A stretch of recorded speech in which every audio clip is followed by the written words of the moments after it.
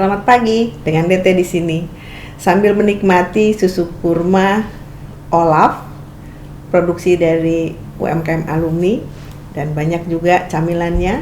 Sekarang kita ngobrol tentang agregator. Banyak sekali orang yang membicarakan tentang fungsi perkumpulan sebagai agregator. Apakah itu koperasi, asosiasi, atau perkumpulan itu sendiri? Apa sih sebetulnya agregator? Agregator itu sederhananya sebagai suatu penghubung, sebagai suatu hub agar supaya perkumpulan itu bisa berfungsi menyambungkan apa yang diperlukan oleh para anggotanya. Kalimat agregator sebagai penghubung itu biasanya dipadu-padankan dengan UMKM karena memang dalam kondisi pandemi UMKM yang diperhatikan lebih daripada yang lain.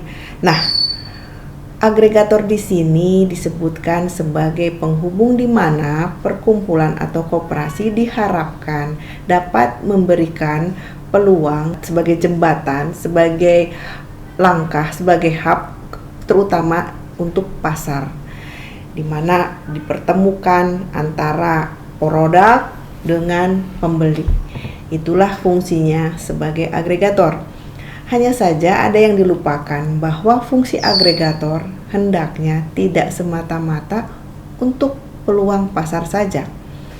Di masa sulit begini, banyak sekali orang-orang yang mempergunakan kesempatan dalam kesempitan, khususnya untuk para UMKM, di mana para pelaku UMKM yang kekurangan modal, kekurangan dana, kekurangan akses, dilihat bukan untuk dibantu, tetapi dimanfaatkan kekurangannya. Contohnya misalnya UMKM yang kurang pembiayaan, kurang dana untuk produksi. Banyak orang-orang yang mengaku membantu, memfasilitasi, tetapi pada kenyataannya adalah ternyata memberikan bantuan yang sifatnya mencekik, atau hutang itu dianggap sebagai hutang bunga berbunga sehingga menjadi rentenir. Atau juga yang banyak terjadi adalah peluang-peluang yang fiktif. Contoh misalnya peluang pasar ekspor, setelah ditindaklanjuti ternyata dia tidak memberikan peluang ekspor, tetapi mengkamuflase gerakannya untuk jualan malahan. Jualan apa? Jualan pelatihan, ya kan? Jualan apa saja yang bisa dijual, yang bisa dimanfaatkan kepada UMKM. Akhirnya yang jadi korban siapa? Ya para pelaku UMKM, diiming-imingi ekspor, ujung-ujungnya malah ikut pelatihan yang berbayar. Nah, hal-hal seperti itu tentunya harus difasilitasi oleh perkumpulan, asosiasi, atau koperasi, dan apapun itu yang bertitel agregator tersebut.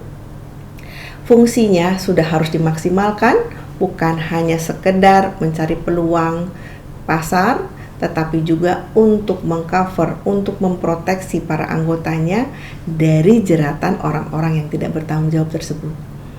Bergabunglah dengan perkumpulan yang mempunyai badan hukum yang jelas, visi misi yang jelas, dan juga mempunyai kegiatan yang pasti dan kontinu, tidak angin-anginan. Seperti contohnya perkumpulan Bumi Alumni sudah berbadan hukum, banyak sekali kegiatan yang dilakukan, visi misinya juga pastinya sudah terarah sehingga memberikan manfaat kepada para anggotanya.